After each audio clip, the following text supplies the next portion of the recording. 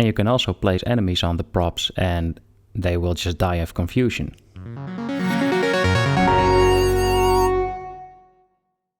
So Hat Wizard is really starting to come together right now. Just a quick recap of what you can do in the game. You can do all the basic platforming stuff, throw your head to cut chains, throw your head onto enemies, switch places with the enemies, and the head can bounce off slopes. Now the game is called Hat Wizard, so I'm looking for as many ways possible to use the hat. So when I was messing around in the Unity editor to make scenery for a story, I added these particles. Now one thing that occurred to me when I saw these particles was that it could be really cool to throw your head into it and then it would kind of light up and add some extra particles. So that's when an idea struck me. I thought, well, what if I make it so that if you throw your head into it, then the teleport gets recharged.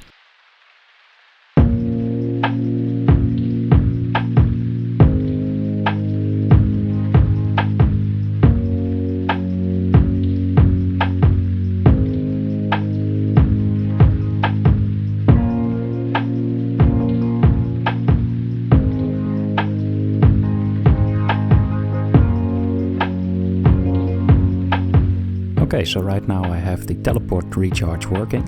It's possible to throw it through the particles and then regain a teleport charge, but I'm still missing some kind of cool effect. So what I'm going to be doing is create a particle effect when the head hits the particles, so it does a little poof thingy.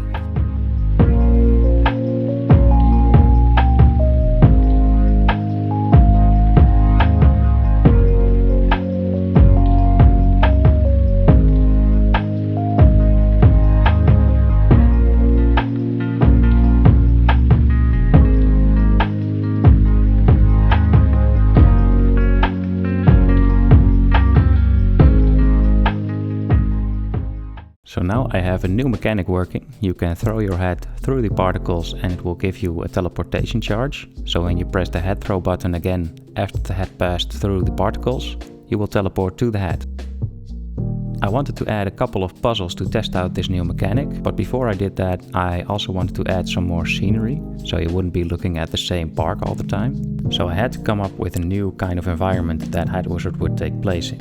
Now there's already buildings in the background, so I think the most logical fit would be some kind of office.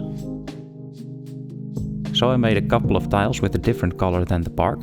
And this time I followed some advice from the comment section on my lighting tutorial video, and I made the normal map by hand.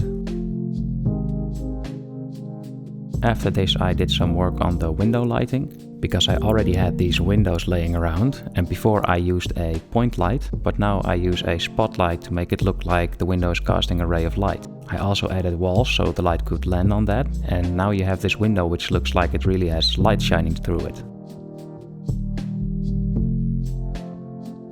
Next I also added a couple of office props to make the space feel more like an office, and I made it so you can stand on them.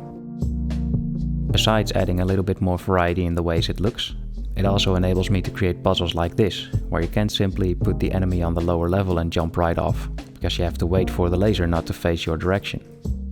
And you can also place enemies on the props and they will just die of confusion.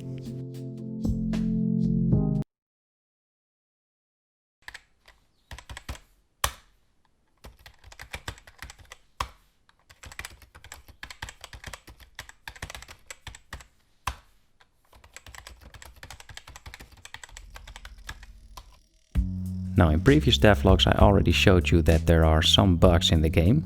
One of the bugs was one that really started annoying me, so I decided to tackle it this time. And that's whenever you threw your head onto an enemy and then jumped and then teleported right after you landed or right when you landed, then sometimes you would get stuck in the landing animation and the head would do this like weird flipping stuff. So one thing that I saw was that you could still move and throw and do anything you would normally be able to do when in this weird state, but whenever you would be on the ground then the animation would just be wrong. So I figured that this would be a problem in the movement animation script, so I opened it up and had a look at what it could be.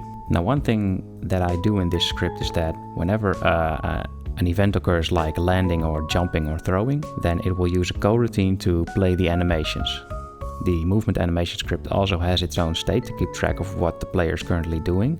And one thing that I saw is that whenever I jumped, then all coroutines would be stopped. So theoretically what this could mean is that whenever you would land, and it would be in the middle of the process of doing like the landing animation and then after it was done resetting the state, it could be cut off because of the stop all coroutines call.